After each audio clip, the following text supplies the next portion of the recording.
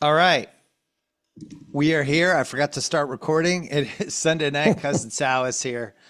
We're live on the YouTubes following Packers Steelers, a game that I thought would be a little more thrilling because it looked like the Steelers were going to do all the stuff they normally do. They were somehow plus 18 in field goals with their four, and then the Green Bay misses two.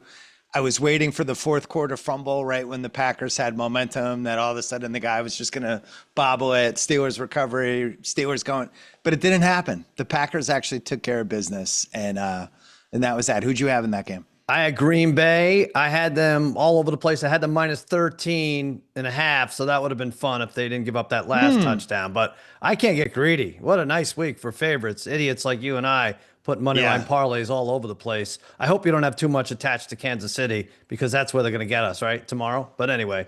I do have some stuff with Kansas City. Yeah, I was smart enough to not attach anything to Kirk Cousins once we found out we got bait and switch with the Panics Cousins thing. Right. We can talk about that later. Do you want to start with Steelers or Packers? Because I thought this game said a lot about both. I mean, we could talk about either, you know. I mean, the only way to escape the shadow, Bill, is by beating the shadow. And that's what Jordan Love did tonight.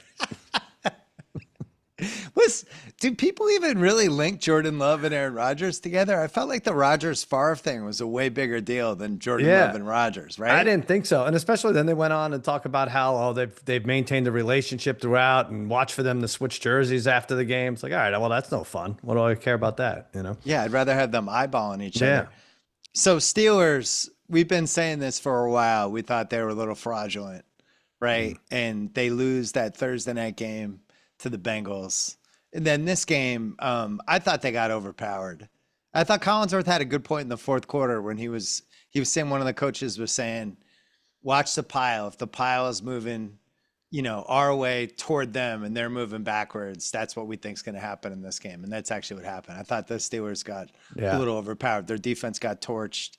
And, they've been duct tape and scotch tape for a few weeks here, but I think this is who they are. I think they're like a 9-8 team. And by the way, that might be good enough to win the AFC North. That could be. Yeah, we'll look at those odds. But yeah, you're right. And I think the key is, like you said, this Steelers defense is garbage. It really is, like 31st in the league against the pass. I think people don't want to admit it because they have TJ Watt. It's like, no, rough and tough Steelers. But they, it just took a matter of time for Jordan Love to heat up. And by the way, the way he heated up was kind of weird, like these underthrown passes to Tucker Kraft and then another one. So, but whatever got him going, then he put a string of, I don't know how many in a row he threw complete. And they just, they don't show up, the Steelers defense. And we talk about them against the Ravens. The Ravens were the bad defense, right? They're going to give up 40 a game. We might see that with the Steelers. Yeah. There was a moment. So if I'm a Steelers fan, I'm looking at that play where it looked like the Steelers were offsides. I'm sorry, the Packers. Yeah. And Rodgers whipped one off, incomplete, but it seemed like he took a little bit of a chance because he thought it was an offsides. And it seemed like an offside. They didn't call it. Yeah. And then the Packers come right back down.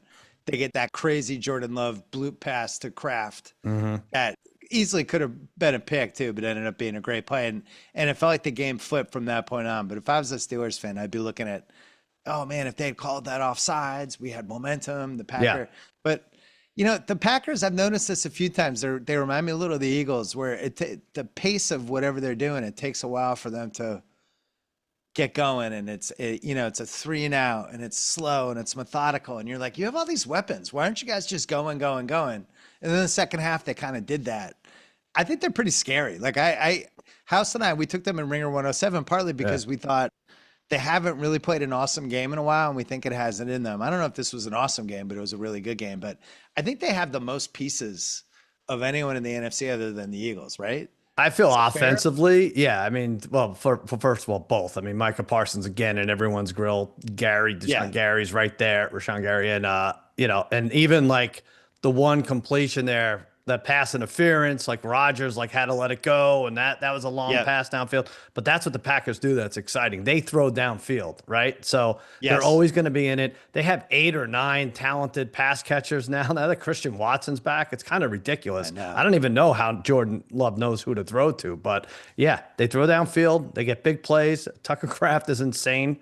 And that looked more like the week 1 team we saw against the Lions for sure. And they can run the ball. Mhm. They can rush the passer, like you said. They can defend the pass enough. Special teams is good, although even the field goal kicker cost them tonight. Yeah. But I always keep tally of like wins, losses, and then either or games. That was a legitimate win. So they have 4 legitimate wins, 3 either or games. They don't have a loss yet, where it was like, oh man, they lost. They got their butt kicked for 3 hours, or they were never in that game. They don't have one of those yet. I They're think playing that the Cowboys Panthers. tie should count as a loss. More we see of Dallas, It, but it I know was what for you're our saying. wallets. Yeah. They play the Panthers next week at home.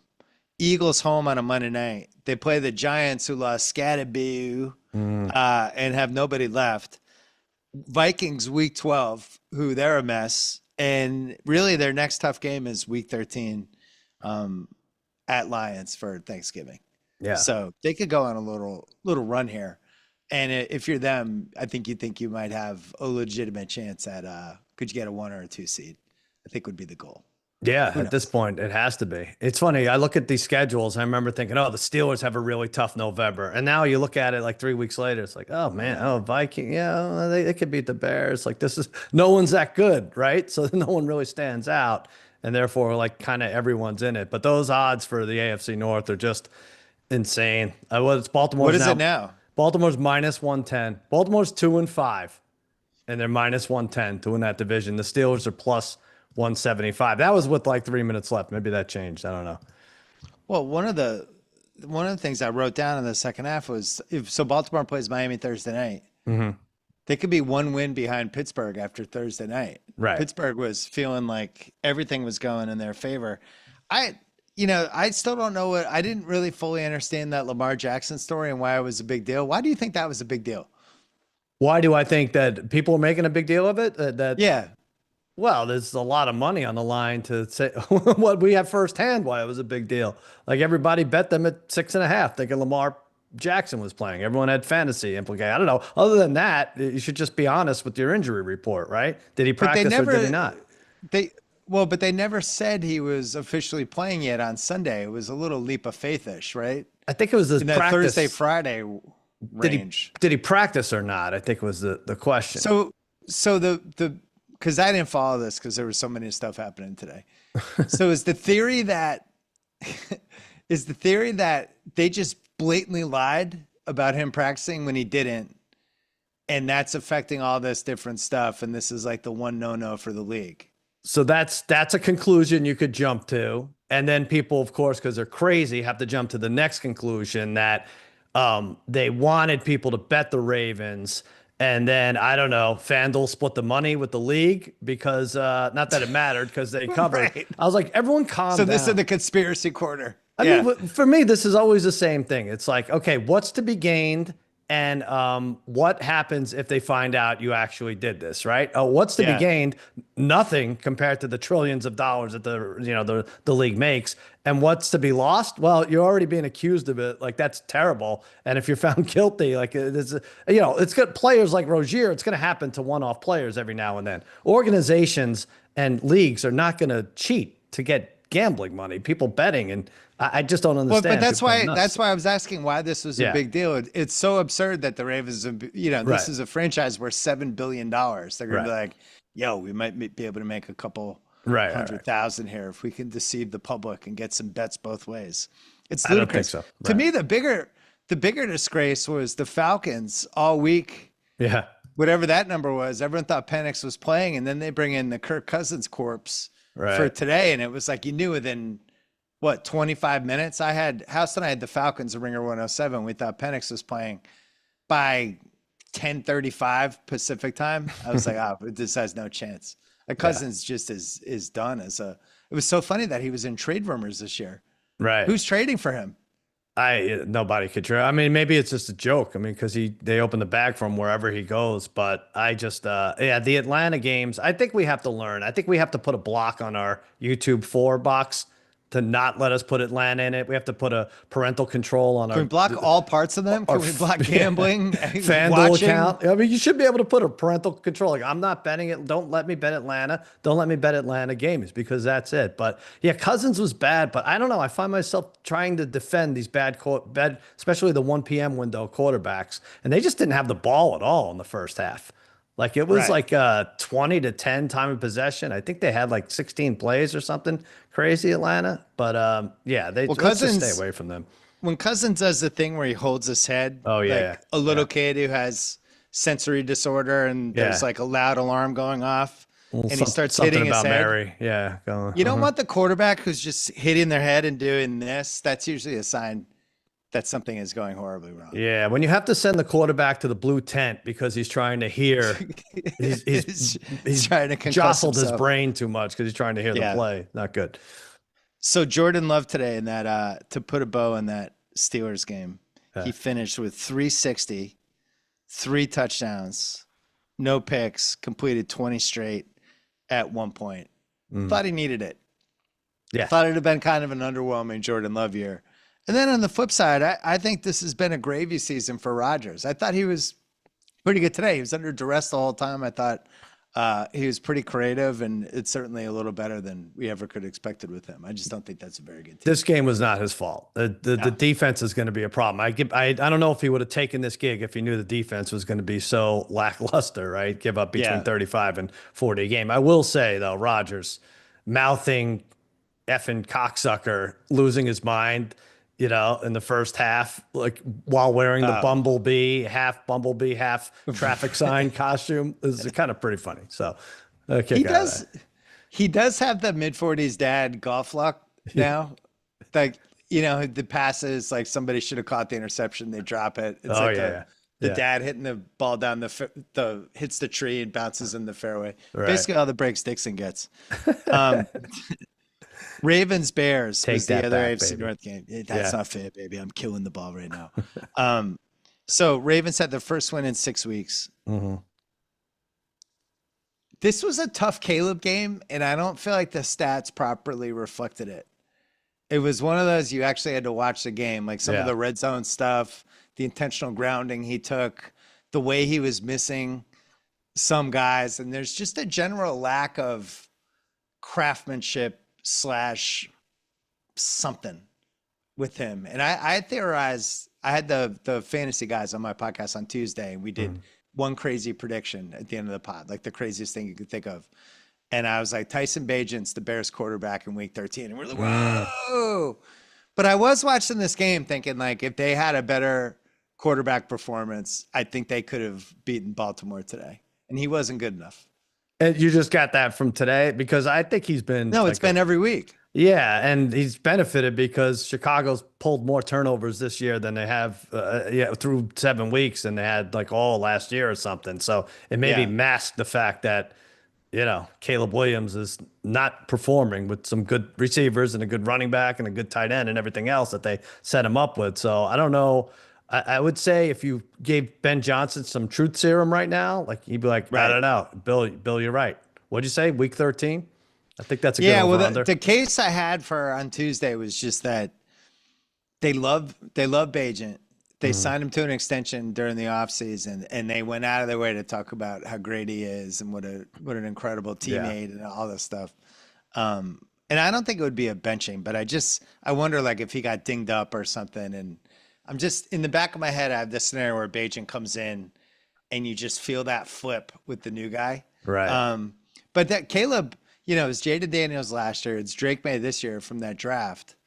And Caleb's never really had his moment. And this was the guy that was supposed to be the franchise dude out of all these guys. But I thought, this is a game. I know it was a kitchen sink game for the Ravens.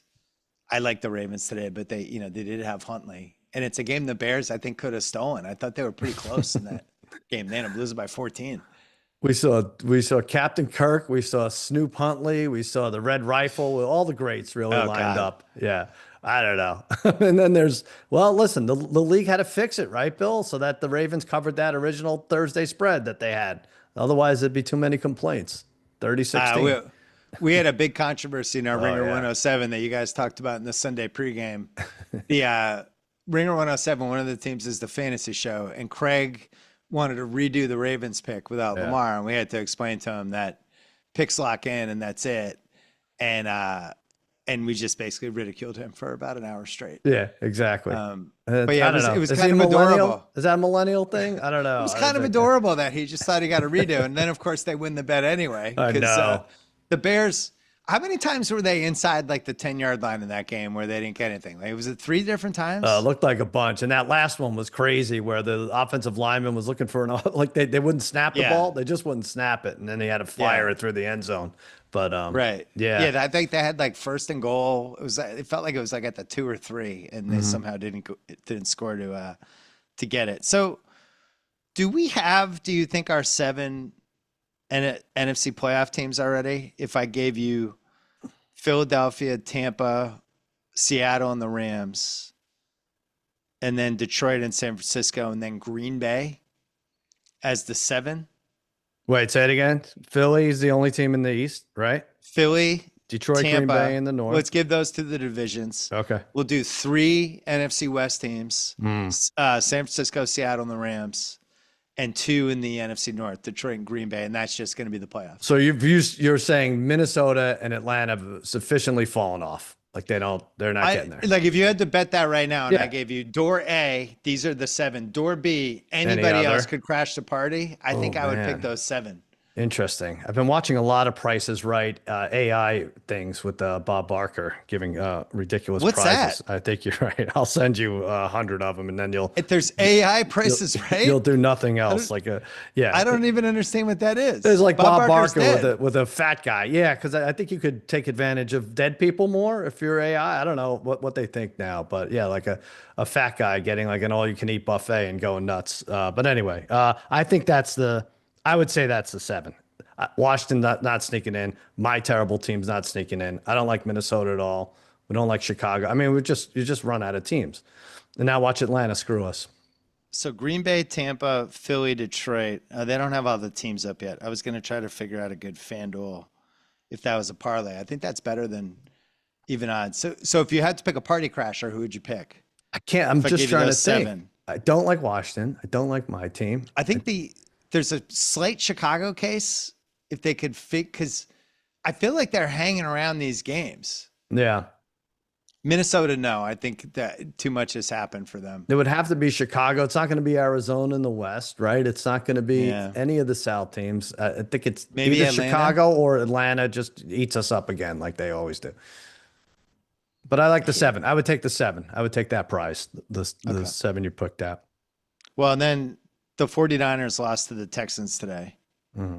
And I felt this was one of the ones I liked the most this week because I thought the Niners really smoke and mirrors that last week. And you could do that for a week when you don't have any guys on defense, but then you can just look at the tape and see what they did and go, oh, they're doing this. Yep. Okay. Stroud looked really good. Great. Wasn't getting pressured at all. Didn't have Nico Collins. There was a lot of Woody Marks. He had his young receivers, but he just looked like the Stroud from 2 years ago again. Yep. And San Francisco's defense, I did not look salvageable to me, and yet I still think they're going to make the playoffs. They're 5-3, and I think they can get probably 4 more wins, maybe 5, but they'll be in the 9 or 10 range.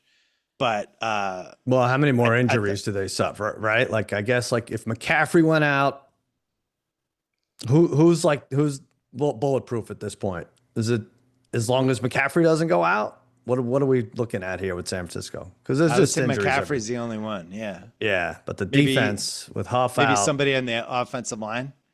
I mean, they allowed 475 yards and they gained 223. McCaffrey did almost nothing. I still would say they're a playoff team because the NFC is weak. But you're right. I mean, Stroud threw to 9 guys, and that really did look like rookie C.J. Stroud. Yeah, the Jalen Noel, I like. I think I think they might have something with him. And I've liked Woody Marks. I've had him on all my fantasy teams for a couple weeks, kind of waiting for the moment. It feels like there's 5 or 6 guys with the exact same body on different teams, and I have most of them. But it's Kamani Vidal, R.J. Harvey, Woody Marks, Travion Henderson. There's just this What do you prototype mean? running back. Are you looking at their bodies? They're No, wearing they're pads, like these you know? 5'9", 5'10", like power, Yeah. speed, like can catch the ball out of the backfield. There's just all over the place now in the league. Yeah. I think Harvey might be my favorite out of all of them. And Denver unleashed him a little bit today, but I it didn't like just him feels that much today, but yeah, I could see why you might be a fan. That I'm sucks. sorry about that. That's That was tough for you. Yeah. Anyway, Houston got back into it. Kitchen sink game for them. They're not going to catch Indianapolis because I don't think anybody is, but I think they could still, Well, I wonder what maybe. they are. They were minus 400 to make the playoffs. Houston was They before were the year. no before this week, and now they are.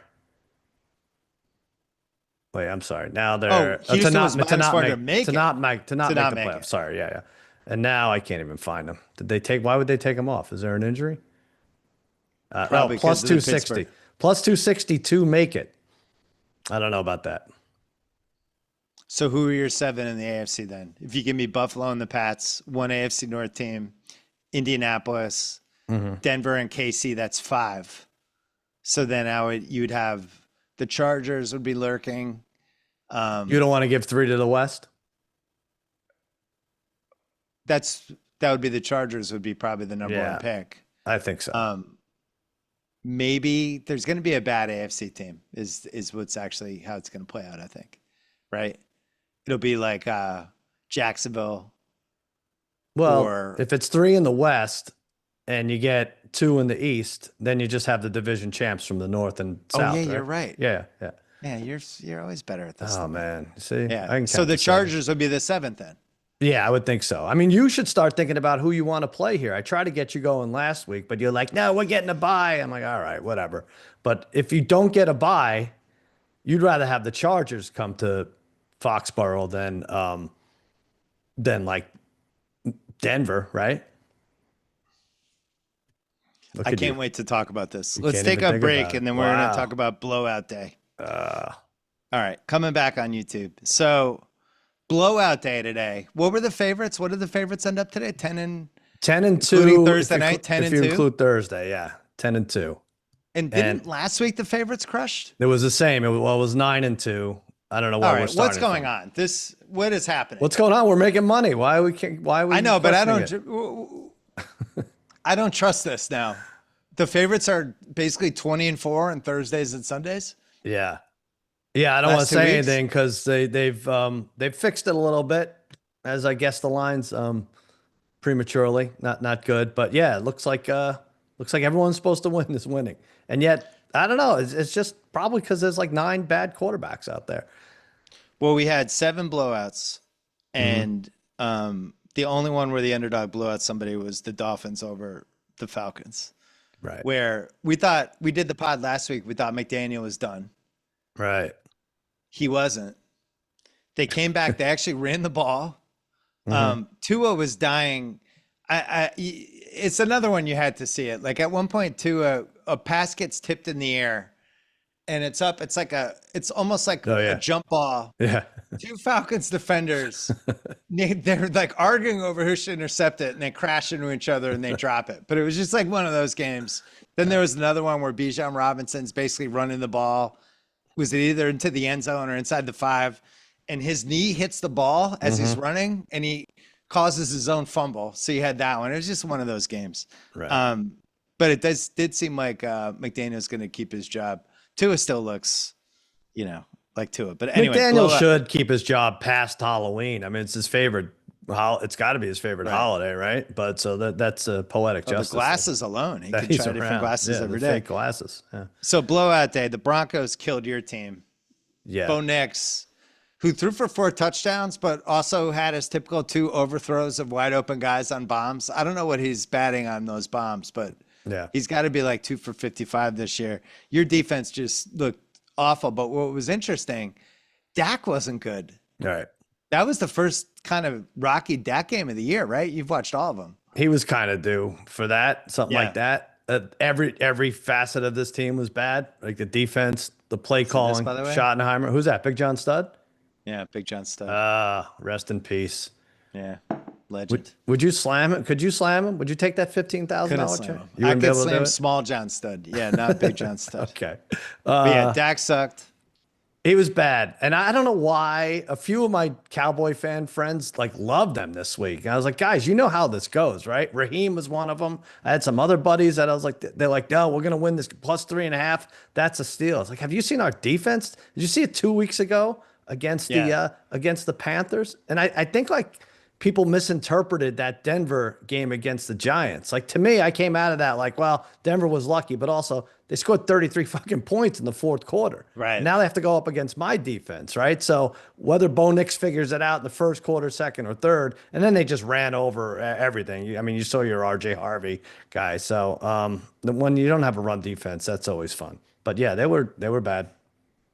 I had a lot of Denver stuff, as you know, for the futures with overs and number 1 seed stuff and alt overs and to win the division. Today was the first day I thought they might actually get to like 12 wins. Yeah. Right. But like they're 6-2, which is kind of hard to believe because I don't even think they've been really that happy with how consistent they've been, especially on defense. But right now I have them with 4 legitimate wins, 0 legitimate losses, and 4 either-or games. And they're going at Texans, home Raiders, home Chiefs, at Commanders on a Sunday night, which might be like a shit game now, right? Because Washington might be thrown away the season by then. At the Raiders in Week 14, home Packers, home Jags, at Chiefs, home Chargers. A schedule that just looked a lot harder than I think it does now. You know, they're at the Texans next week.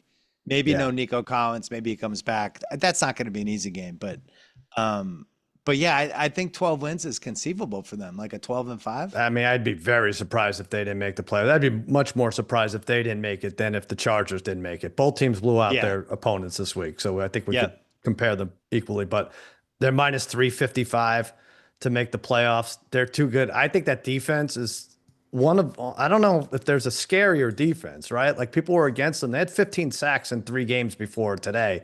They constantly pressure the quarterback, right? And that's why Dak was rattled and had to take off more than he needed to. And that's gonna screw with some of the bad quarterbacks they have coming up. And everybody does. Everybody's gonna play like between 3. Your team will play like all 18 bad quarterbacks, but yeah, everybody's gonna. We play knew that before the 5. season. That was the case for them. I know. It's so the Pats we have 7 cross-off teams if you include Cleveland, which I think is the new cross-off team. Yeah. So the cross-off teams are the Jets, Browns, Tennessee, Miami, New Orleans, Vegas, and Cleveland. None of those teams are making the playoffs. Oh, we didn't have Cleveland last week? No, we're at it. We've added them that's right good. now. That's 7. Yeah, that's fine. The Pats have played 6 of the 7. And we're 5-1 against the 7 cross-off teams. I was thinking about it today. Like, would you trade the Pats schedule if someone else could play the Pats schedule? Would somebody trade it for a 2nd-round pick, like coming into this year? Like, and I know people like, what, the schedules are made years in advance. Like, yes, except for 7 games. Like, you don't know if you're playing the 4th place team and in the 3 AFC divisions or the NFC outside of it. So but they're good. I'll give you everything. I kickstarted maybe again today by tweeting something stupid. What did you tweet? I missed it. When he threw the interception, I posted the video and wrote, "The B is back, B-E." And then he made me P-A-Y big time. That Browns defense is good, and he was under siege, and it was a really impressive Drake Maye game, especially in the 3rd quarter. Garrett was running amok. Garrett had 5 sacks. I know. Yeah. Maye had the worst pass he's had since probably week 3, when he got picked early, and he just went into that mode. I've never seen a quarterback throw the deep ball better than this. There we go. He doesn't miss ever. He hit like Buddha today. He had a step on the guy.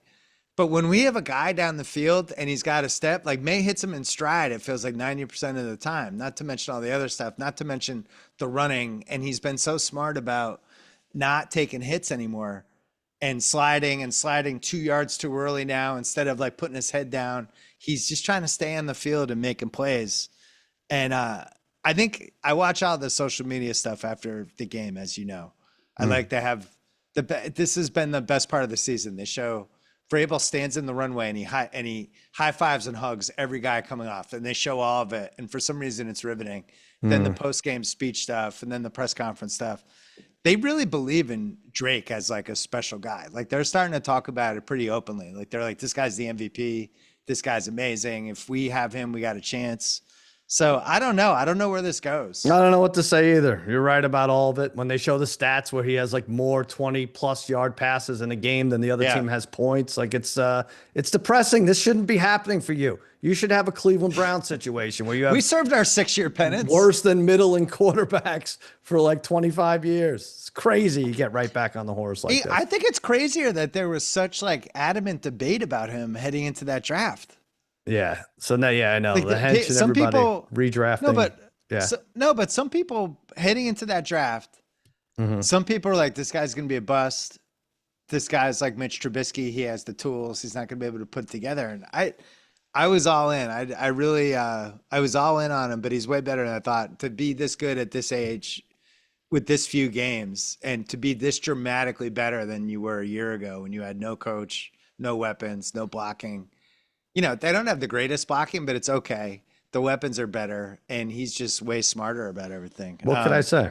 He would have had 700 yards against the Steelers I hope you won today. money on him today, at least. No, I did, because they were the second half bet. They were definitely that was the way to play it, I thought. And they were rock solid, and he's great. I don't even know, the fact that you moved on from Mac Jones, like other teams would have stayed with him another 7 years, and he's fine, but that's what you would have had. Yeah. You would have had fine. He was sacked 6 times, and he had a bad pick, and it just didn't matter. He's third for MVP. Now it's like a 3-man race for MVP. There's no Jonathan Taylor momentum. Although I think this week it'll be the talking point because it was a pretty boring week for the most part. Yeah. So the next 48 hours will be about, why can't Jonathan Taylor be the MVP? Right. I'm telling you guys, Jonathan Taylor. And it's just not happening. Running backs don't win the MVP, and he's not going to win the MVP. And he could have 2 touchdowns every game, which is basically what he's doing. It's not going to happen. He's not winning MVP. He's got the Barkley buzz from last year, right? In terms of like the running back that's in some years, you and I have fallen for it, and we've done the segment, but I'm not doing it anymore. They don't win. No, I don't think they'll quarterbacks win. I will say this: when they kept showing that stat, like this is the first time a running back has had 3 consecutive games with 3+ touchdowns against the same team. I would be like, shut up. I don't want people to know that I'm just beating up on the Titans here. Right. I'm doing good things otherwise. But to your point about Drake Maye, could this be like a Russell Westbrook year where they give it to not a top 2 seed? I mean, we're kind of due for that, aren't we? And the same guys win over and over. We saw Mahomes at 15 wins last year and didn't get any votes. I know his stats weren't good, but I think we could I think the Bills can win the division and Drake Maye can win MVP. I really do. I think that's in the cards right now. Well, the question for me is, why couldn't they be a 1 or a 2 seed with their schedule? And they're 6-2.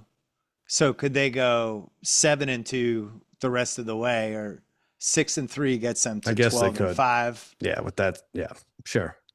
It's conceivable. I'll be interested. When's the trade deadline? It's coming up, right?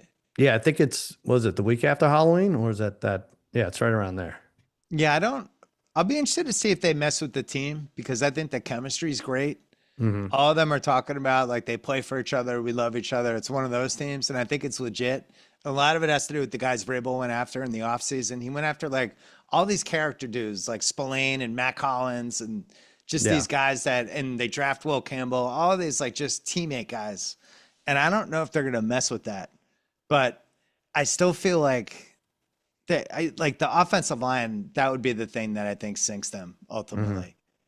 Because they just have these stretches where they just feel like they're under siege.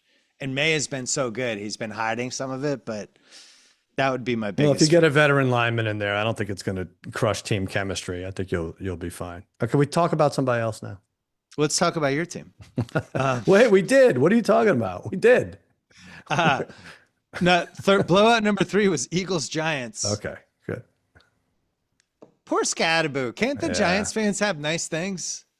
Do they have to pay for the sins of the 2 Super Bowls they never should have won for the rest of their lives? This is just how it goes for them now. It's not their fault that their team won one Super Bowl because of a helmet catch and the other because of an intentional grounding in the end zone that's never been called before or since, and 19 other terrible calls. And then Eli makes his one throw to Manningham that's somehow going to get him in the Hall of Fame. Wow. And we had Gronk playing with, whatever his injury was. And yeah. I feel bad. I feel bad for the Giants fans now. Yeah, I don't. Did we have them as a cross-off? We didn't have them last week, did we? They're a cross-off. We have 7 cross-offs. Okay. We have Jets, both New York teams. Yeah. Oh, I don't have them as a cross-off. No, I don't think we yet. did. We didn't have them because they won. Let's add them. We thought they had some juice. Yeah, and it's not their fault. No more. Like, things will be different. They'll be good next year, right? But Scatterbo, Neighbors, if Jackson Dart doesn't kill himself, I think they'll be good. But I'm not going to complain about the tush push. It was a 180-yard difference in the game, and Eagles had 10 more first downs. But for God's sakes, are they just going to wait until everyone outside of Philly throws a remote through their television to get rid of this dumb thing? It's not policeable. What are they doing? It's got to go. It's got to go. I hate it. No one can win the division otherwise. I got to push back on your Giants thing a little bit. What is it? Because I think it's been a fun story. People like Dart, people like Scatterbo. Neighbors comes back next year. They have good pass rush. Mm-hmm. They have one of the worst run defenses in the recent history of the league. Yeah. They were giving up 5-2 a game before the game today. And today they gave up, 7. But for all this money and capital and draft pick stuff that they've spent on this front four, you can just ram it down their throats. Now, their linebackers are terrible. And I was thinking, it's almost like you hire the best chef ever for your restaurant, and then you just get cheap with the waiters and the busboys. They're dropping and that's everything. kind of what they've done with the linebackers and the D-backs. It's like, cool, you have an awesome chef. Your servers are just dropping the food every time they bring the food out to the table. So congrats. Well, they're not congrats geniuses. On this great chef. We saw the Hard Knocks or whatever that was called, of the inner workings of the GM and stuff. So yeah, they kind of maybe even lucked into how good or talented they are right now. But right now, the only thing Giants fans, the only saving grace is you could watch Brian Daboll, who's just hilarious on the sidelines. I mean, he is, every time they go to him, he's pulling a Costanza, just getting freaked out, pissed off. Like, they can't fire me. Look how mad I am. And it gets better and better and better. Biting the headset. He should start stress eating during the games. They just cut to him and he's just like fucking eating French fries and bright red, going nuts. The Saquon roller coaster for fantasy owners breaks off the long touchdown. You feel like he's headed for the 300-yard game, then gets the groin injury in the third quarter. So that happened. But anyway, they played 2 weeks ago. The Giants improbably beat them in another dumb Thursday night game, which we've just had a slew of. So it seemed pretty realistic that the Eagles were going to get the revenge. Yeah, a lot of people like taking the 7.5 today, but I'm like, all right, you believe in the revenge factor for Aaron Rodgers for leaving a team he threatened to leave 25 times, but you don't believe it in Philadelphia 2 weeks later, the better team. But I think the thing is, Philly, if we want to talk about Philly for a second, like their differential was +5 going in, right? And now they're 6-2. Like, so that's as far as the 6-2 and 5-3 teams, I don't put them at the top of the list of the teams I trust. I'll say that. Yeah, so we have Indy 7-1. We have New England, Denver, Philly, Tampa, Seattle, and the Rams as our 6-2 teams. What's Green Bay? Did you say Green Bay? Or the Rams are, I guess, are 5-2. I think I screwed that up. Oh, and then Green Bay's 5-1-1 because they tied their stupid thing. Right. Wow. So it's interesting. Denver, Seattle, and New England were my 3 favorite overs. You're gonna get there. I could get there with all of them. Get there by Christmas. And you mentioned the defenses before. Seattle, I think, has a defense that stands out. Yeah. Houston, Denver, Cleveland at home. I don't think they can do it on the road. Is there any other defense you like?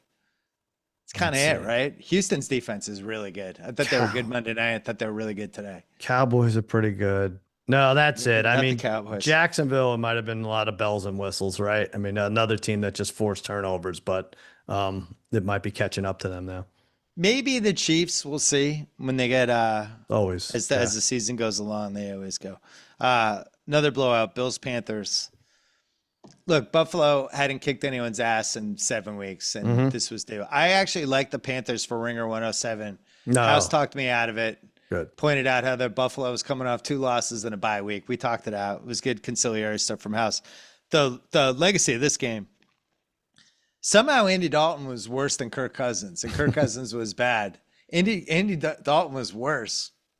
That might have been it. That I could see him. That could be the last start for him. The only thing he can't do here is take a sack. Oh, and he takes Oh, a he sack. did. Yeah, that's it. Two And- fumbles. He had a really bad pick. He just was bad. They were hanging around in this game for about an hour, right. and it just wasn't going to happen. Yeah, this was we should have made all our money off this game, right? Like, there's not a better spot for a playoff team having lost twice, coming off a bye. Yeah. And here's Andy Dalton for them. Buck Saints was a blowout because of nothing that the Bucks offense did. Right. Baker finally had a bad fantasy game. I think his MVP run, it's not dead, it's in a coma. But somehow they're 6-2 with a bye coming. Rattler, so he was awful again. 6 turnovers in his final 3 halves as Saints QB, and they finally turned it over to Shuck. I like how you say final 3 half. That's it probably is. His final 3 halves. Yeah. Final 3 halves. I don't Yeah. think we see him again unless there's an injury. But yeah, that was another one. Like, just stay away. Don't bet this game. I was hoping Tyler Shuck would have do something there, throw a touchdown at the end. There's just so we could just have something with New Orleans, have some fun with their name. Who's the group that roots for Tyler Shuck? Is it the Shuckheads or the Mother Shuckers or the Shuck Mother Buddies? Shuckers. Yeah. Yeah. But anyway, I like the Shuckheads. Shuckhead. We'll see if he's even around. It was a really awful early slate. Well, that was late Because- afternoon, right? Well, yeah. I'm saying, but there was a really awful early slate, and it was like, well, maybe the late slate will be better, and then the late slate was bad too. Early slate, there were 7 games. I had the multi-view and 2 other TVs, so I had 6. I didn't want to watch. I didn't care about Jets Bengals. I'm like, That's a exactly the one I sacrifice took off. out, Yep. and that turned out to be the best game. You had to get it back on, right? Yeah, Yeah, that was for the best sure. one.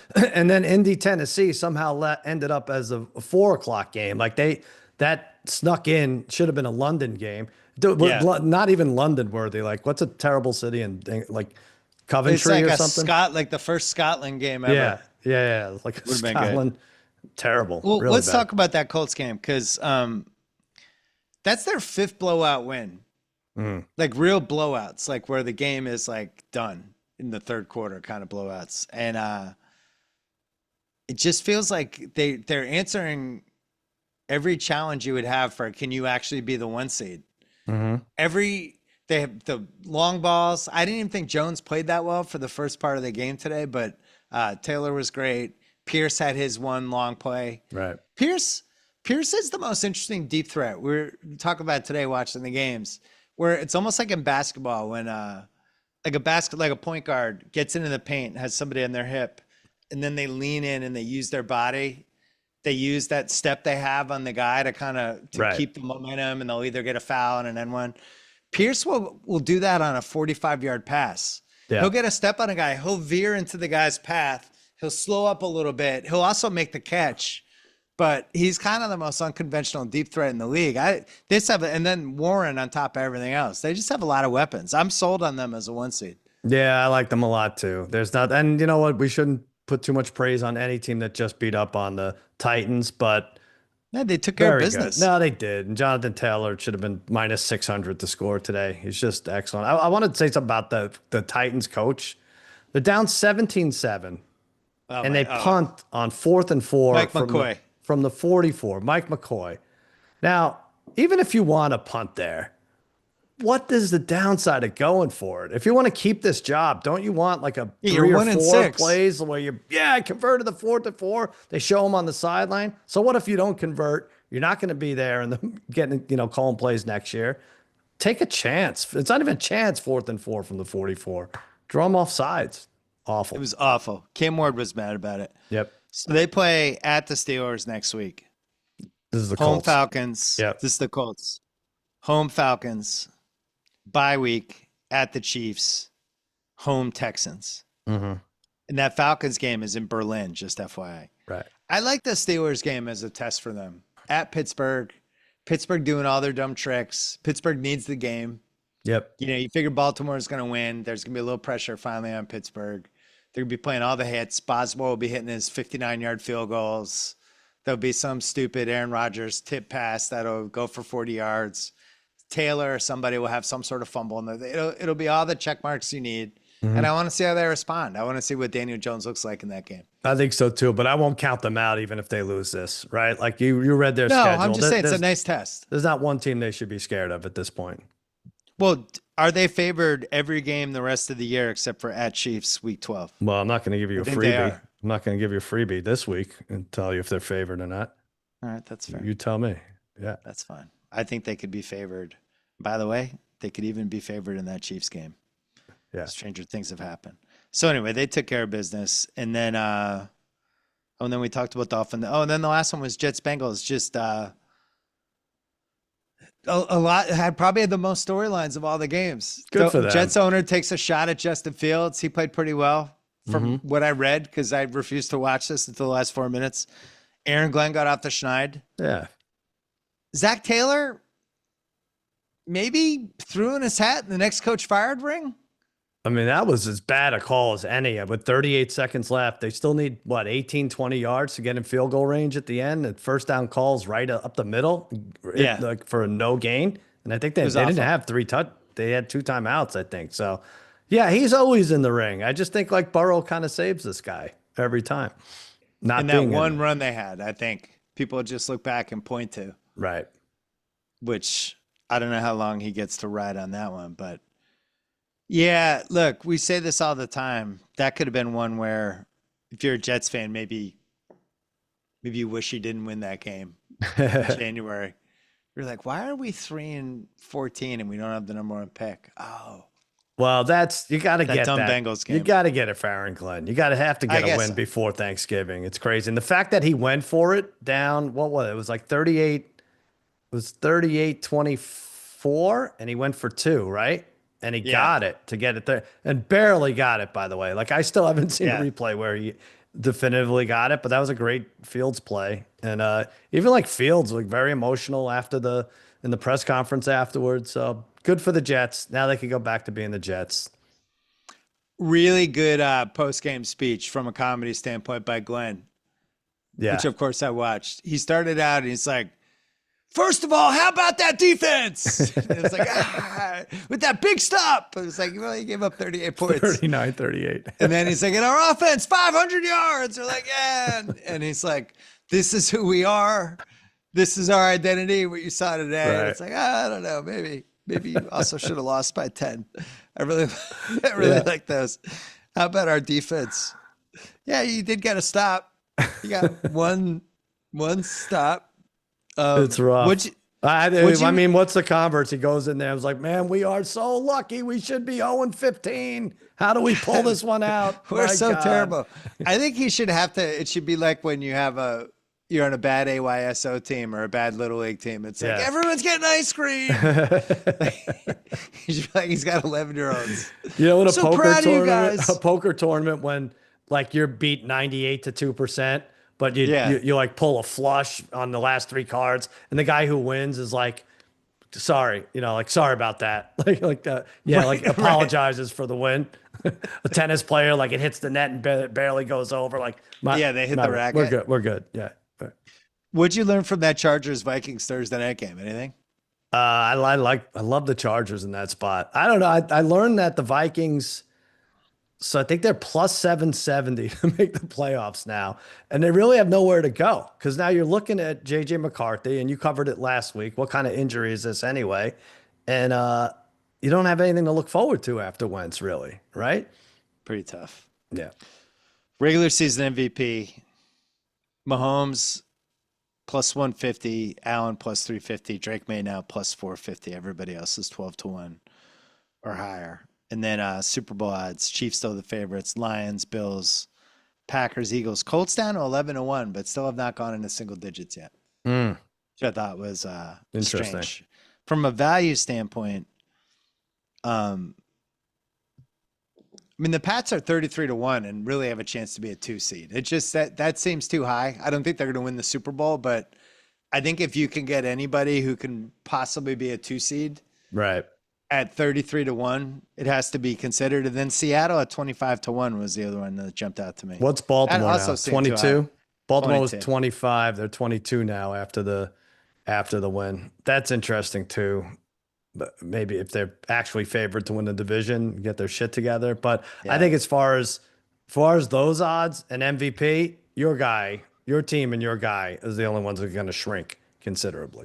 Because the case for it is, and I don't want to jinx it, I'm obeying all jinxing laws. The case is people haven't looked at your freaking schedule, and then Well, they're just going to see the wins rack up. Yeah, it's the schedule, but it's also the history of the league with young QBs right. where we've seen this happen, right? And if he's really special, like if there's something really, really special there, we've seen that translate into, oh my God, I can't believe they're here this fast. It happened with Burrow, it happened with Mahomes recently. And if he's on that level, it's realistic that they could at least get to the AFC title game because he's that good.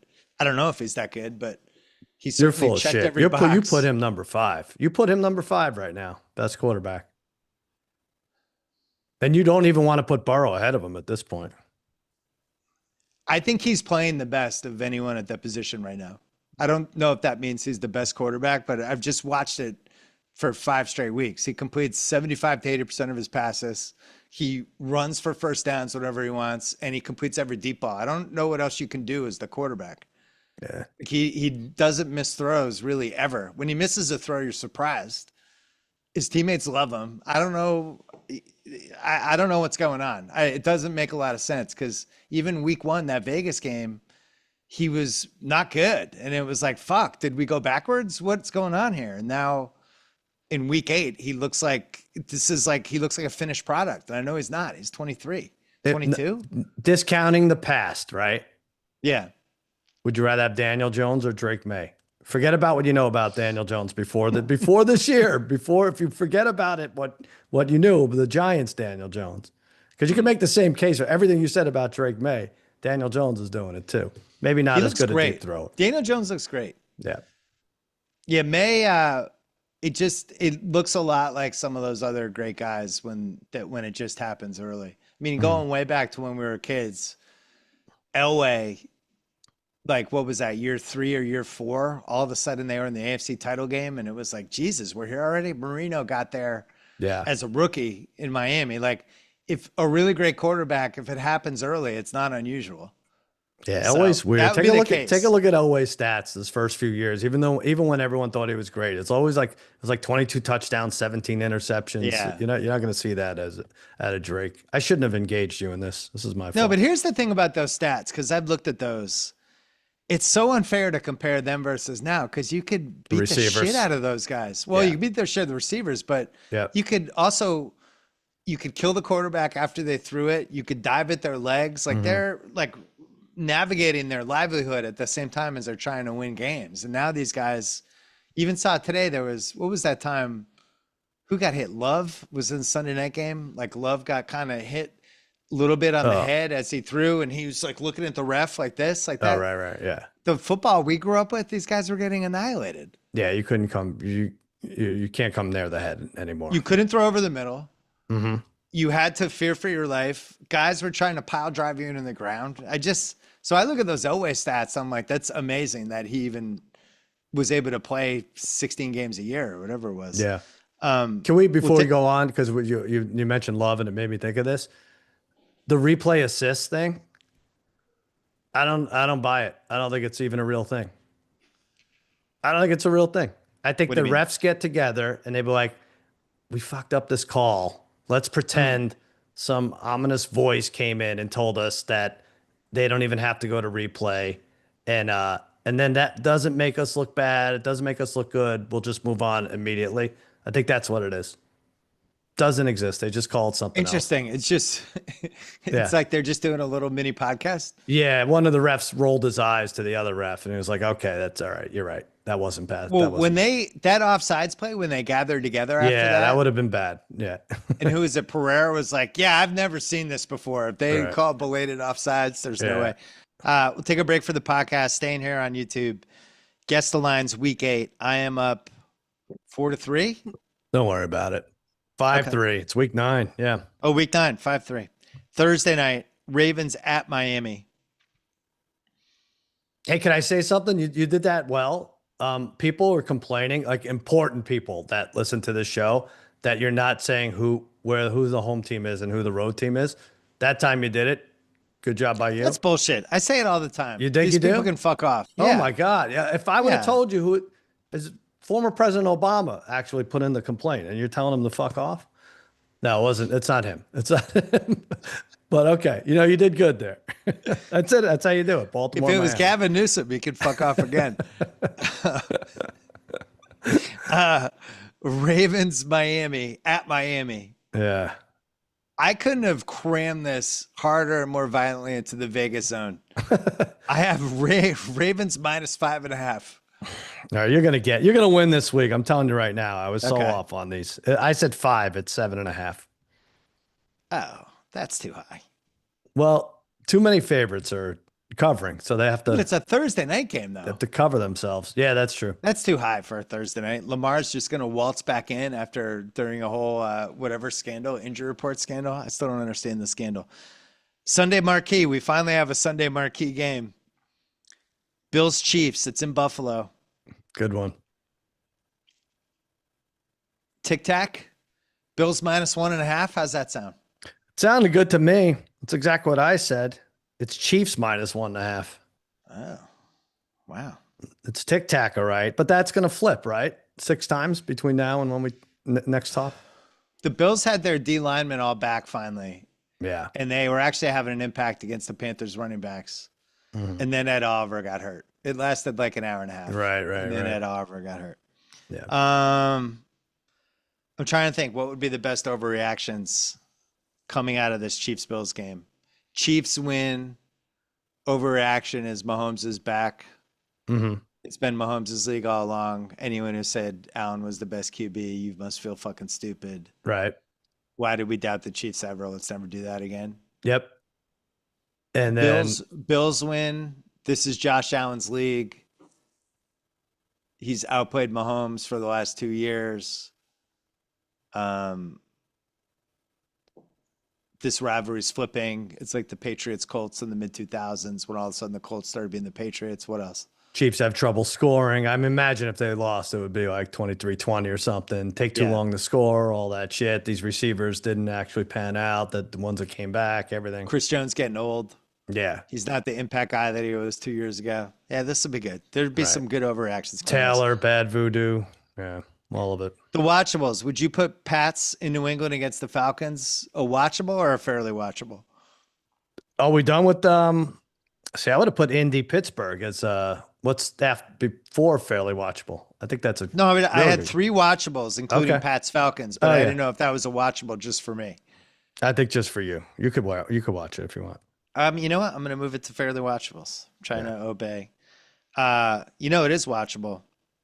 Colts at Pittsburgh, which would have been the Sunday marquee game in a lot of other weeks.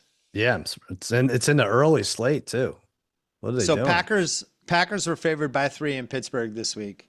I think the Colts are a point better than the Packers. I'm going to go Colts minus 4. Oh, wow. I thought they were a point worse power rating wise. I said 2 and it's 2.5. Let me see if that's changed. Oh, it's 3 now. Shit. I can't catch a break. It's 3. We pushed? We pushed. Yeah. I could have lied there. I think that's fair. That's right. Because I like the Colts. Unless we haven't had it yet, the Daniel Jones, oh no, game. It's lurking in there. It's deep down in the recesses of his cells and his DNA. It's somewhere in there. Well, I'll tell you what the Steelers need. They need some weather. And they kind of need it fast, right? If it's going to be like clean pockets and just like brisk air at the end of October, like I don't know if they could. Daniel Jones should have a good game. They need some of those 18-16 games to come back. Broncos home. Oh no, Broncos at Houston. And as we said, probably 2 of the 3 best defenses, 2 of the best 4 defenses. And I have the Broncos favored. And I think it's in the tic-tac zone. I'm going to go Broncos minus 1.5. I said Broncos -2. It is Broncos -1.5. I thought that was a pretty easy one. Good call. Does that go to 2.5 by Sunday? I think if anything moves, it's the over/under, which is 39.5, which in this Goes day and down? age, yeah, I think it's one of the few that'll go down after. By the way, a lot of the overs hit today too, right? What was that? Also Yeah. 9-2? Yeah. That's a really good game. I mean, that could be the 2-7 Shakey's game. 2-7. One. Denver getting That the could be our 2. Yeah. 2-7. Denver If Houston home sneaks for in. Houston. Yeah. Right. Let's just see a good version of Houston. Can we do that? Can we see that 2 weeks in a row? Fairly watchables. Patriots home for the Falcons. And no idea if Penix is playing. I think this has to go past the -4 into the Vegas zone. And I have Pats -4.5. All right. That's what I had, and it's 5.5. Oh, still in the Vegas zone. Okay. You should be a 7-point favorite, probably. Really, if you think about it. Kicking the crap out of everyone. Pat's money line was something in the 7 range. No. Call it a day. Yeah. You could use the Chiefs again just because it's Monday. And just because it's a different week, technically. Oh, Keep doing that. Yeah. Who were the teaser teams that killed people today? It was the just the Falcons and the Bengals, right? If you had that was like 6.5. Anyone putting the Bengals in a tease, you need your head examined. Jets, That's insane the Jets behavior. didn't have a lot of wins before today. I know, but you can't put the Bengals in a tease. I know, That's but those nuts. are the only two, I think. Yeah. So there's a really interesting Pat stat. Their run defense hasn't given up over 50 yards rushing yet in the first 8 weeks, and it hasn't happened since 1950. Wait a minute. Nobody can run on them. A 50-yard rusher, you're saying? Yeah. Yeah. Okay. Yeah. Since 1950. Wow. And I mentioned that because Bijan's coming in week 9, coming off a bad game that he was pissed off about. And the quotes after were like, that one's on me. Right. Bubba, I got to do better. So it'll be an interesting rock and a hard place kind of battle. Because the Pats defense has been awesome against the run. The way to beat them is to throw in their linebackers, put Spillane in open space, try to get running backs or tight ends over the middle, or running backs leaking out of the back. That's been the weakness, but you can't run on them. No, you just jinxed the Jesus out of them, the Bijanis out of them, I think. So I'm going over here. What will we have? Well, I wonder what his total will be. Any wheel route with him one-on-one against Spillane is going to end badly. And I'll just tell you, our crazy friend Hench, 8 weeks, probably 135 texts about Robert Spillane and pass coverage. What? Yeah. Basically, anytime he's in pass coverage, it's a 3-text barrage from Hench. It's hard when you have a bodybuilder trying to guard third down running back. Well, just enjoy it, Hench. For God's sakes, this is as good as it gets for this is about as zen-like as he's been. Like we went from not having a QB or a coach to having a QB and a coach. Right. The only 2 things that matter in the NFL is having a QB and a coach. You can what a find nice everything else. Does this move at Cousins? If Cousins plays, could this go to 7? I mean, they don't it have should. a chance. They don't have a chance. Yeah. No Drake London today, but I bet he plays next week. Right? Yeah, that's true. Lions home, Detroit against the Minnesota Vikings. Either Carson Wentz, who's been pounded like a piece of veal the last couple weeks, or the immortal J.J. McCarthy, who's recovering from the longest high ankle sprain in recorded history. This could be our teaser game with the Pats. I have Lions -8. Yeah, well, they're not going to let us tease it the way we want to do it. I said 7.5. It's 9.5. Now that's you win that one too. You're up 6-3. That's too high. Well, I thought wouldn't take Minnesota. No, I know, but first of all, this is the only division game. Isn't that weird? Like, when was the last time we had one division game in a week? Right. In a whole week. It's 4 teams off, but anyway. And for that reason, I thought they give them the division discount, like where everybody plays everybody else. Well, so this is pretty damn high. FanDuel's giving up on Minnesota here. House and I, we did Ringer 107 last week or Thursday, and we're talking about that Jets line, the Jets-Bengals line, which was just stupid. It was the Bengals should have been favored by 3.5, and it was 6.5 because it was the Jets, right? And it was like So if you take the Jets, you're just getting 3 free points. And I was thinking that's a good just concept in general. What's the 3 free points bet? Where they're just like, this is on a discount today. It's a flash sale. The Vikings normally at 6.5. We're giving them today at plus 9.5 for the next 24 hours. First 100 customers. Oh, damn. I was 101. 3 free points. I got to take a different line. Yeah. Vikings plus 9.5 is a 3 free points bet. That's a flash sale. Like, they shouldn't be getting that many points. So the problem with the 3 free points thing is I get what you're saying, but now you're backing a shitty quarterback every single time. That's where the 3 points That's why we had the flash sale. It's like when the Criterion collection, it's like 50% off our entire collection right now. Carson Wentz is in the clearance bin right now. If you want to grab him now. It's Robert Altman's unknown movie. Packers, Panthers in Green Bay. Oh, I'm going to change my pick on this. I had -9. I'm going to bump this because they look today good in that Sunday night game to 9.5. No bumping allowed. I bumped it by a half point. Right, Packers so 9.5. You win anyway. I had 8.5. It's 10.5. There's a good old fashioned Bill and Sal go to college 3-teamer. I was thinking about that. Yeah, there's one. I was trying to think who would screw up Lions Packers with a third team. The glory years of 2004. Oh, so nice. The best 12 weeks of our lives. We'll get him back. You, me, Pookie, Black Tony, Albanian Bruce. We were just all cleaning up. We had our Damon glasses Jones. On. Oh, yeah. We were just going nuts. By the way, I want to congratulate us, you and I, for really not falling into just not becoming true degenerates, right? Like to be like in one of those things. Yeah, and we bet and it hurts when we lose. We have enough money on it where it sucks when we lose and we come on and we're distraught and everything. But we never fell down that hole. And, we had opportunities to align ourselves with some interesting people. And I'm sure Pablo Torre will reveal this like Wednesday that we fixed a preseason Clippers game or something. But good job by us for keeping our heads above water. Well, Thursday, 7:40 a.m., text from my mom. I hope you and Sal aren't involved in this NBA betting scheme! ! Did you screw with her a little bit? Say we need bail money? I should have texted her back. I can't talk about this right now, or just something ominous. Yeah. Mom, we have to take this to a phone. Right. Call my friend Pookie right now at this number. Mom, I'm with Black Tony. Let me get back to you.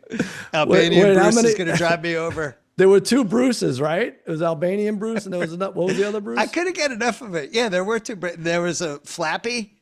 Yeah.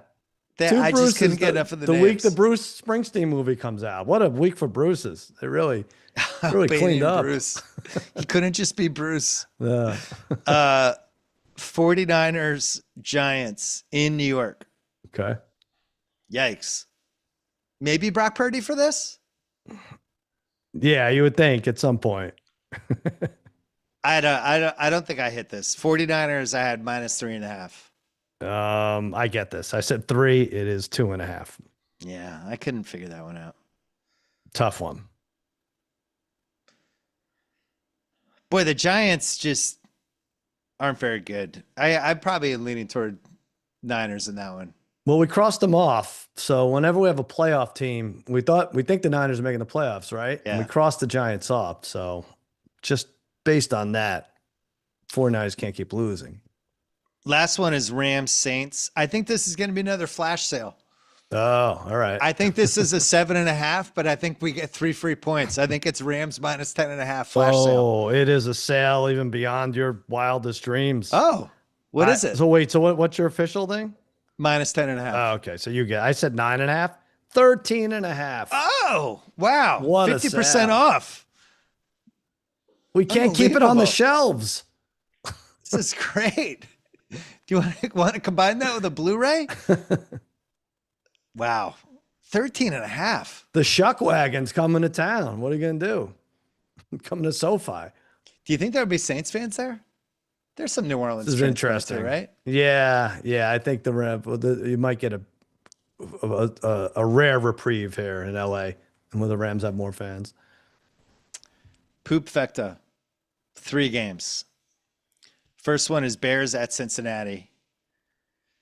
which is lining up as Joe Flacco against the embattled Caleb Williams.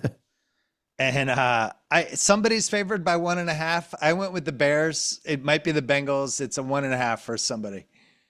Well, I'm not gonna let you do that. I have Bears minus 1.5. Oh, Bears minus 1.5. Okay. I had Cincinnati -1. You're gonna get it. It's Bears -2.5. Oh. I don't agree with that. What were the Bears today? They were plus 6.5 in Baltimore. No, but Against no, Sunday. no, yeah, no. It was no, plus 2.5. plus with 2.5. Monday, yeah. This is a similar thing, I guess, right? But they were plus. I don't know. This is tough. I'm out on the Bears, I think, for a while. Chargers at Tennessee. It has to be a touchdown. I think the Pats were -6 in Tennessee. Mhm. Chargers have to be -7. That's my pick. All Chargers -7 in Tennessee. Another flash sale here. I get this. I said 9. It's 10.5. Oh, wow! And you can get a free. What are those little cards you toaster? put? What do we? I don't know. No, what are the cards we put? Flash card? Yeah, the flash cards. Yeah, with this thing. I could have landed that joke a lot better. That's all right. Start off. Oh shit, we're live. No, Why are we're we live. Fucking A. Hey, who screws that up then? Green Bay over Carolina, Chargers I don't over trust the Tennessee. Chargers. Oh, come on. If Harbaugh loses to this shit I don't team. like those double digits on the road. No, games. it's fine. Double digit. We're taking 10 points off. We're good. I went to the Lakers game on Friday against Minnesota. Herbert was there sitting under the basket with Madison Beer. Oh, nice. And it was the day after they beat Big the win. Vikings. They showed him on the Jumbotron, like mild applause. I just don't think the Chargers are resonating in LA yet. Like, this guy's the star quarterback. He's one of the 10 best quarterbacks in the league, and he plays for an LA team. And they're like, there's Justin Herbert. People are like, They still think he's a college quarterback. But yeah. if they had showed like Flea, the place would have gone nuts. Right. Just, You know it what was just interesting. Did you see his Halloween photo? Who? Herbert. Justin Herbert? Yeah. What is it? I don't know. It's like a photo booth thing. Look it up, Justin Herbert Halloween. And shit, I forget who the receiver is that he's with, and he's with a woman. It's interesting. Take a look. You'll get a nice little laugh. Yeah. Can't wait. Yeah. Yeah. One more game in the Poop Fecta. Jags at Vegas. And I think the Jags are going to be favored in this one, which would give us all 3 home underdogs in the Poop Fecta. I have Jags -2.5. Yeah, good call. I said 5. Why was anyone giving the Raiders 2.5? But it's 3. You're closer. Man, you smoked me. You smoked me this week. Raiders coming off a bye. Oh, I don't Bauer's care. back. A little bit of a kitchen sink game for Vegas. Yeah. That's all I can think. I mean, if the only thing Jacksonville does right is force turnovers, it should be an easy one. Sunday night is Seattle at Washington. No Jaden Daniels. House very bleak on the Ringer Sunday pregame today, talking about how Very upset. first of all he's quit our bet. He's already conceded the Patriots Washington bet. He was saying the Washington's 3 and 4. We're gonna be 3 and 7 in 3 weeks. They should think about trading people, sit Daniels for a year, get him healthy. He bet them big time under 6.5. Just today, he bet him under 6.5. Yeah. Yeah, it was tough. It was tough to hear him just bail on. He should have just listened to us preseason when we went against Washington with everything. He did listen to us, and he bet me on Washington versus the Pats. That's true. I have Seattle -4 at Washington. Let me see if this moved. It is still 3, and I had 3.5, so we split it. Oh no, no, you win. I get it. Okay, yeah, I got to take the ones I actually get. You're up 10-6. Doesn't matter. Monday night, Dallas home for Arizona, the Rod Tidwell Bowl. I love when Dallas and Arizona plays. Great times. Another tic tac. I went with Dallas favored in this one, -1.5. Wow. You know, I hate my team, but I also think they deserve a little more praise than 1.5. I said 4.5, and it's 3. So we split it, right? Yeah. Yeah. Okay. And you're going to hear all week about how Kyler Murray has never lost at AT&T Stadium. He played like that in college there. He played, I don't know, he snuck on there as like a 6-year-old and won some kind of game. He's never lost there. if he's I back. want to flag something. So we talked about all the favorites winning, covering this week and Yeah. last week. Favorites are on a heater. I am counting home underdogs this week. Dolphins, Bills, Steelers, Texans, Giants, Bengals, Titans, Raiders, It's a lot. Washington. 9 home dogs. I think this is an official let's be careful week. Oh, really? Yeah. Favorites just crushing. Everybody's confidence is up. All these home dogs, all stuff like Chargers -10.5 at Tennessee. Yeah, throw them in a 3-teamer. Like, Right.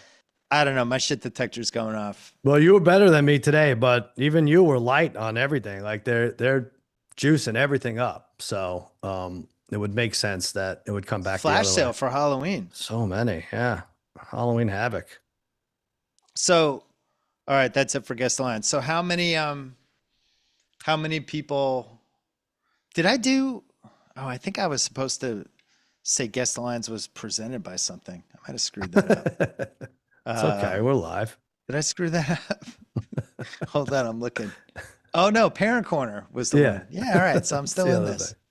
How many people brought up the big NBA scandal to you over the last 72 hours? Everyone I know like needed it explained to me. I had explained it to them, and It really did yeah. pass the how many people are texting me that don't normally text me about Yeah, sports. Right. It really did cross the threshold. It was pretty funny. I feel bad for you because you and House did like a 7-hour, preseason over under podcast, and the season didn't even last that long. Now they have to cancel the season, and it's all over. Luka scores 1 billion points in 2 Yeah. games, and here you are. But yeah, I don't. Obviously, this is bigger than anything we've dealt with in the past. But what are the ramifications? Like, get I'm rid of all going the player other way. props? I feel like it's not as big as it felt like in the moment, the way it was presented, where they combined these two different stories. Right. I think it's just starting dialogue that probably should have been happening anyway. Like some of the stuff House and I talked about Thursday night was the just how careful these players have to be with information about themselves or their teams, giving it to the people around them, and just people making stupid decisions that are attached peripherally to these guys. And I don't know how you police that necessarily, but we certainly hear stuff all the time from all kinds of people, right? And you can act on it, you can not act on it, whatever. But when you're directly tied to a player and you're using information and selling it and leveraging that, I think this is a real issue for the league. I was talking to people over the weekend about it, and it's going to take years to kind of play out. But the thing that is fascinating is how quickly all the books can sniff it out. Yeah. Where they know what's going on with this under? Like they just know almost immediately that something's wrong. Yeah. Which I think is a good thing. I think so too. Hopefully it acts as a deterrent and people are like, no, the books have us, whether they're using AI or whatever, they're going to be able to snuff this out in a minute. But I also, and I think you've said this before, like this has probably been going on for a while, right? But we just test for it now. It's like anything else. Like more kids probably had ADHD 30 years ago too, but now we're all over that stuff. We're all over like taking out and looking for player props. But the problem is like there's always going to be 1 or 2 or 5 guys who are going to do it. Like gambling's a real addiction. It might be guys like, I get it, they do scratch off tickets even though they've made $40 million. Just because they have the itch. The other thing they is competitively want to game the system. that's all, right? The other part is guys get in trouble with some bad dudes, right? So if you made $40 or 40 million, if you're $1 million in the hole and you owe the wrong guys and all your money's in like cars and houses and jewelry and you can't come up with like $1 million liquid, they're going to ask you to, play an under. They're going to ask you to miss some shots. It's kind of how it is, and it sucks. And you might see some props go away as a result. And if that's what it is, so be it. I don't know. Yeah, we talked about that Thursday night. How many of these unders we need? Like, do you need to have the under for longest Matthew Golden catch? Right? Matthew Golden, longest catch under 15.5 yards. Like maybe those just go away. Right. And maybe it steers more toward the overs and Jordan Love passing yards and, the big players in each game, whether it's football, basketball, whatever. I've never understood the pitch by pitch baseball stuff. Oh, that's insanity. Right. Even you don't do that. No, Yeah, no, I even you're can't. not like, oh, the top of the eighth, I'm gonna bet on a ball. Like that's like the height of insanity. I can't think of a single scenario where I would do that. I would do it if there was no way I was going to get caught and I knew my buddy was going to bounce the first pitch into the dirt. I mean, that's Right. when I would do it. His But brother Bry even was on the mound for the right. Dodgers. He's like, I'm gonna ball top of the eighth. This one's hitting the backstop, but I don't. Yeah. But you have to be smart about it. I'm not going to tell people criminals how to do their job. Don't Yeah. not bet anything else, and then just bet $7,000 that the first pitch is going to be a ball in the third inning. You know, you're going to get busted.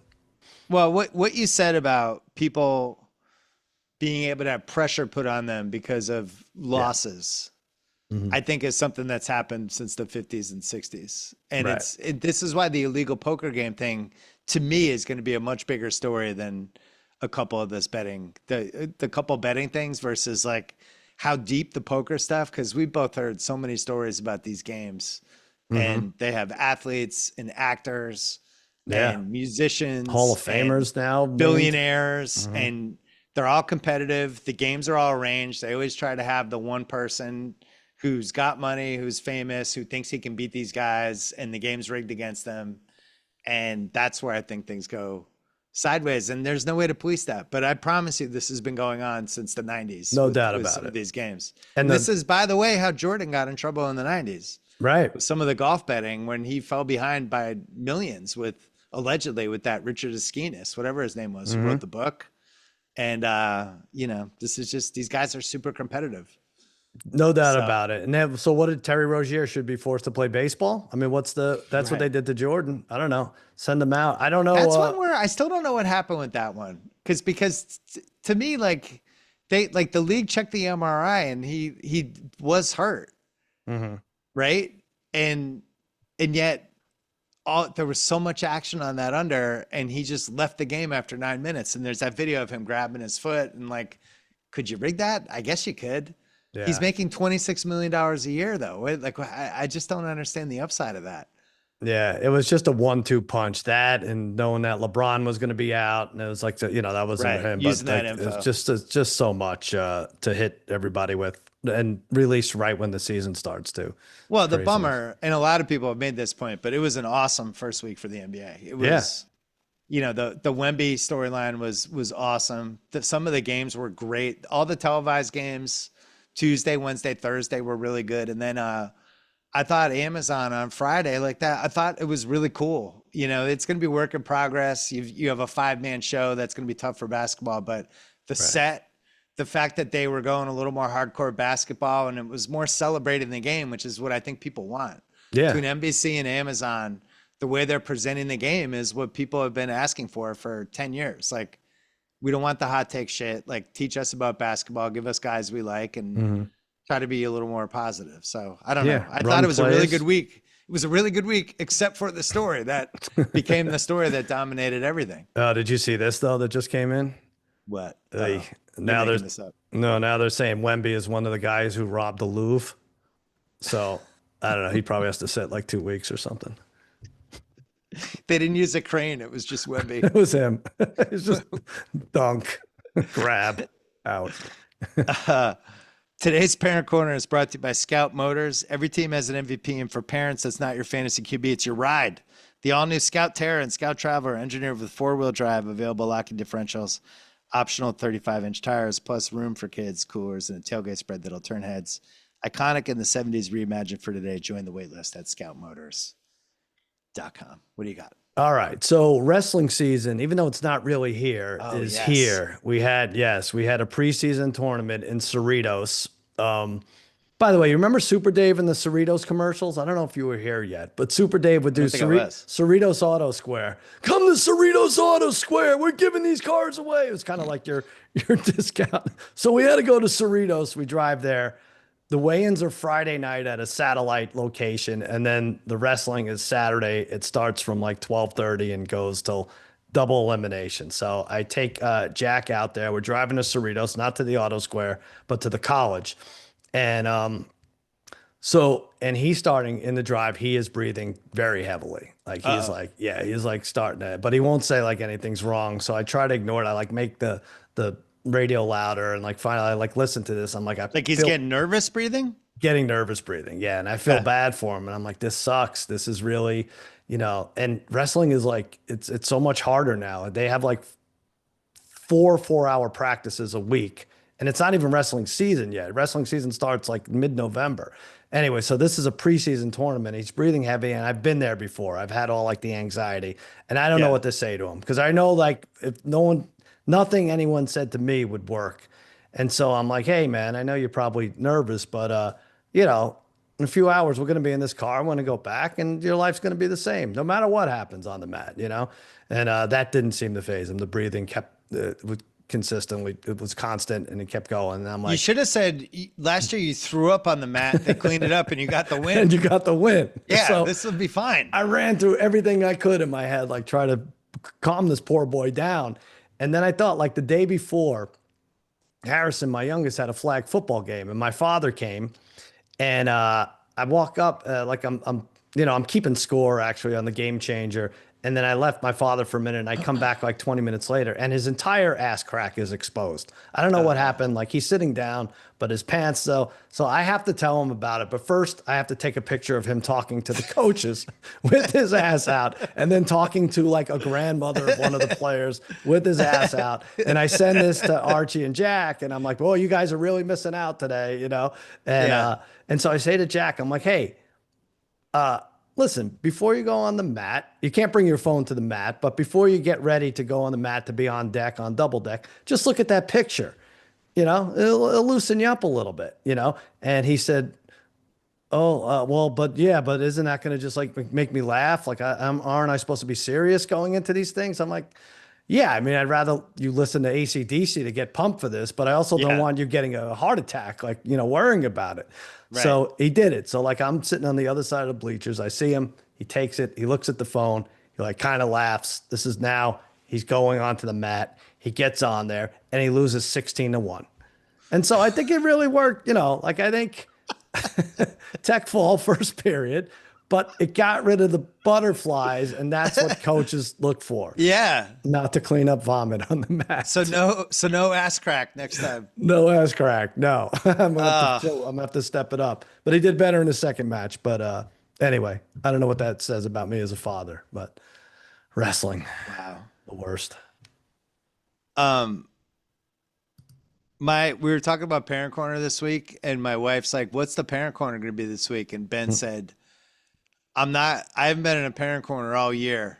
I used to carry Parent Corner. Now I'm never in it. I'm like, well, I don't know. You're a pretty mellow kid. Like you got a girlfriend. You're just applying to college. And he's like, why don't you do a thing about how I've been working on all my college stuff, and I've just been a complete asshole to you and Mom all the time. And I'm like, I mean, I could relay the message. He's like, yeah, I mean, I don't know. There's got to be some story in there, right? And I'm like, about how you're a huge asshole and you leave the house every day, and your mom says stuff like, I can't believe I spent all that time passing him out of my body, and then he just grunts as he leaves in the morning and doesn't say goodbye, and then goes up to his room and barely talks to us. And he's like, yeah, you could do something like that. Well, don't do that. You're not going to do that. Yeah, so I don't know. I'm still workshopping don't do that. it. Yeah, I'm still workshopping it. He's been occasionally friendly lately, more friendly. But anyway, that was his suggestion. I wanted to actually steer this to friend corner for my side. Our friend Daniel, who was in Boston last week, and texted. We have a group text that we really enjoy with a bunch of us, and sends a text. Bill, I'm at an Italian restaurant in Boston called Il Bagno now. Do you know it? And I said, I do not. And he said, my buddy said it was Brady's favorite. It was pretty good. So then James Baby Doll Dixon chimes in. Il bagno means the bathroom in Italian. And Daniel texts back, haha, you're right. The restaurant is Lamora. It said Il bagno in the door. As I walked out, I thought that was the name of the restaurant. He thought that the name of the restaurant was Il bagno, the bathroom. And I think we got 2 straight days of jokes about this. Yeah, we did. Yeah. about Albano. My dad got a reservation at Albano tonight. So I told him to cancel. It just went on and on. Were you in trouble when you were ordering from a Caesar salad from the bathroom attendant? It never ended. And it made me wonder, like, we're hitting that age where our friends are going to just start having moments like this. And I think it's going to be great for all of us. It was. We should read some of these. Like what I think Rob Mills said. Why is this bathroom attendant handing me lifesavers? Give me the lasagna already. What are we doing? Did I order too much shit on a shingle? What am I? Stop trying to offer me a mint. Yeah. It just kept going and going. And so anyway, Daniel was at Elmora, not Albano. We might have to change Parent Corner to Daniel Corner. Daniel Corner would be great. Hey, Daniel Corner, there's one every week. Has he bet on the Red Sox for the 26 World Series yet or no? Not just yet. I mean, there must be somebody you're looking to get that he's waiting to jump on yet. Oh, that would be great if it had gotten out that Brady's favorite restaurant is called El Banya in Boston. It created some kind of... Yeah, we should link that. Yeah. People, you can't get a reservation at this place because it's a bathroom in the North End. Don't bother washing your hands. Once again, today's Parent Corner brought to you by Scout Motors. Join the wait list for the Scout Terran Scout Traveler at scoutmotors.com. Concept vehicles not available for sale. Features, performance specifications are preliminary, subject to change. Joining the wait list does not guarantee purchase. Visit scoutmotors.com for details. How much NBA have you been betting? A lot. I'm doing it. I'm going money line favorites for now. It hasn't killed me except for that first night. Was that with House with the Wizards? That sucked, but I bounced back. How about you? I've been pretty careful. Just a couple teams that I liked heading into the season, like the Spurs and the Bucks. But the only betting revelation, it's a weird one because it's my team, but my team I don't think is good. The Celtics, right? Like I actually thought they were going to be a little. Oh, people are discounting them. They still have some good players. They have an infrastructure. They're going to shoot a ton of threes. It turns out rebounding and defense is also important. Oh, that's one of the things we're learning through these games. Yeah, they Detroit killed them on the boards today. They don't get stops in the last couple of minutes. They're just, and it's not just all the guys they lost. It's really Tatum and Cornette have been the two major losses because those were big rebound guys for them. And I'm starting to wonder if they're just not going to be good. Like, are they going to throw away the season? I think is in play. I don't know what their over-under is now. It was 42.5 before the season. And right now it is off. They don't even have it. That means 0. They're not going to win a game after this. Yeah, for the division, they're 9-1. But I think this team's in a lot of trouble. So is a 3-point thing at least true? Is that what you thought would happen? Where they're going to be spiteful with the 3? Or they're not. They're shooting about where they were last year, but so they're 0-3 right now. They're playing at New Orleans, 4th game in 5 nights tomorrow. Home for Cleveland on Wednesday, and then at Philly on Halloween. And then they play Houston the day after at home on November 1st. Like 0-7 is legitimately in play. Wow. For them. Well, that'd be fun. And as you know, I'm usually more glass half full on my teams. I'm very concerned. I think, and there's been some Celtic fans who are like, this is how we knew this was going to happen. We knew they weren't going to be good. We lost too many guys. But I don't know why, but I thought they would be able to patch it together. And I don't think it's going to happen. There's a very interesting moment right now for this team because they have their own 1st round pick. Whether do you just toss away the season? Like Philly tossed away last season. They got VJ Edgecombe, who was fucking awesome. He's ridiculous. And they might, if Tatum's not coming back till February, March. So I just wonder, like, that's a team I would probably bet against these next couple games if that wasn't. Well, what does that mean? Toss away the season? You're not gonna be the bottom 3 or 4, right? Or you just like banking on like what Dallas did, like miracle in the lottery? And no, I think this might be a bottom 5 team in the East. Really? Yeah. Okay. They don't know who to play at the end of these games. They don't know. Like Detroit just destroyed them on the boards tonight. Like they couldn't get a rebound. And in the Philly game, they just couldn't get a stop. So I'm concerned because like Jalen had 41 today and they still lost in Detroit. Right. They couldn't get a stop. I think I misread this one. I had some good ones with the over-unders. I think I missed on the Celtics. And then Indiana is the other one. They lost Nemhard. I think Indiana actually was the right play to think they were still going to be pretty good, but no Nemhard now. It's like I think they're in major That trouble kills too. them. Yeah. So I think Well, those two are going to be in real trouble. can I make you feel better about your team? We Yeah. could talk about this off air, but Pookie and Albanian Bruce told me about a Oh Peyton no. Pritchard player prop that is just out of this world. And Under? Is it an under? I don't want to say it in front of everybody because then Pablo will get us. Yeah, we can't have Pablo come after us. The other one was Dallas. I've been watching just because I've watched all the Dallas stuff, including tonight, because of Flag, and seeing how they're using him with He's a the point great guard dunker. thing. He's a pretty good dunker. Flag's really good, but I thought maybe there was going to be a chance to kind of zag against them because this Flag point guard thing is kind of a disaster. But today they looked a lot better. So I think they have a lot of talent. I listen to you a lot on that, so I hope that they make the playoffs. They I know. get over 44. All that stuff. Well, They I hope gotta you come listen to through me it. on San Antonio because that's the one that I did.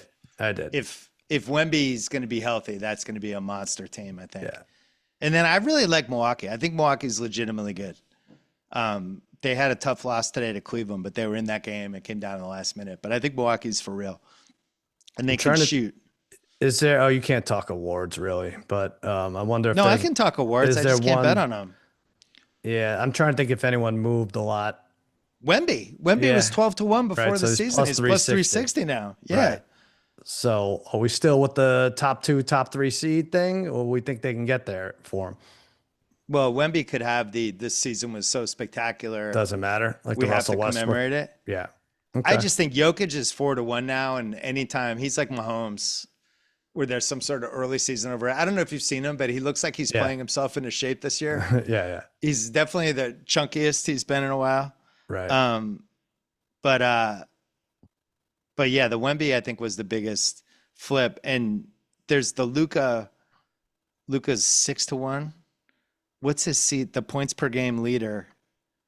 Luca's plus 340 to be the points per game leader this year. I don't know how he's not going to lead the league in points. What's the threshold for that? It's different from like how to qualify for MVP and those Points per things, right? game, and I think it's like 60 games, So 65 for awards, 60 for these things. something like that. Yeah. All right. Yeah. 340. Is I pretty would, good. I would bet Luca. I can actually bet on that one, but I would bet Luca All plus right. 340. I'm doing that. As long as we don't hear he's out like 3 weeks and stuff. Like this is. That would be the issue. Yeah. You know, it was interesting going to the game on Friday. First of all, he's in good shape. Like Yeah. it was the best shape I've seen him in a couple of years. But the Laker crowd just loves him. Mhm. They really do. They're just really into it. And has such disdain for his opponents. Mm-hmm. He's talking shit the whole time. He's mad at the refs. Like it's it really feels like a performance, and it just kind of makes sense in LA. So Yeah. they're not going to win the title or anything this year, but I think long term it's a great fit for him. Well, they love him because he's their Ozempic dealer. Half these fans. That's what they have to. Well, it was weird because LeBron is on the bench, and it's like, Yeah. he's the second best player of all time, one of the most famous basketball players ever, and it's kind of not his team anymore. Right. You have to root for And someone. he's sitting there, and he's very polite, and he had good energy. It seemed like, or okay energy, but it's a weird situation. I don't remember anything like this. Yeah. Like, I can't imagine Kobe just being on the bench as this became somebody else's team, Right. Well, there was a big issue about that's why one of them had to go. Hey, we real quick before I go, big disparity in opinion here. Yeah. Bronny and LeBron plus Giannis and his 2 brothers, they're the starters. You get an average bench, right? Let's say an average, whatever the 16th best bench is. How Okay. many games does that team win? So I'm starting Bronny and the 2 Giannis brothers. Both, I have Giannis and LeBron. How many minutes do I have to play the 2 brothers and the son? Like, most, like whatever a starting lineup would mostly play. So like 30 to 35 minutes. Right. And the bench is average. But I have Giannis.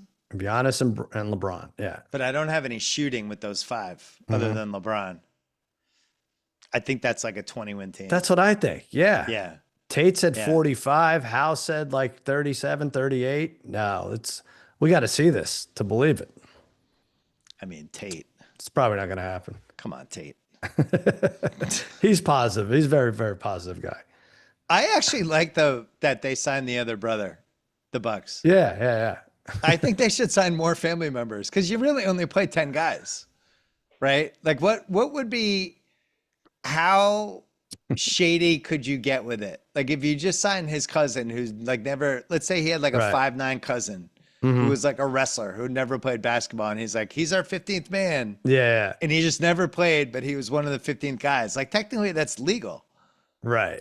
Yeah, if you're signing Albanian Bruce and Pookie to 10-day contracts, like, yeah, I think that's when you have to, maybe it's a red flag.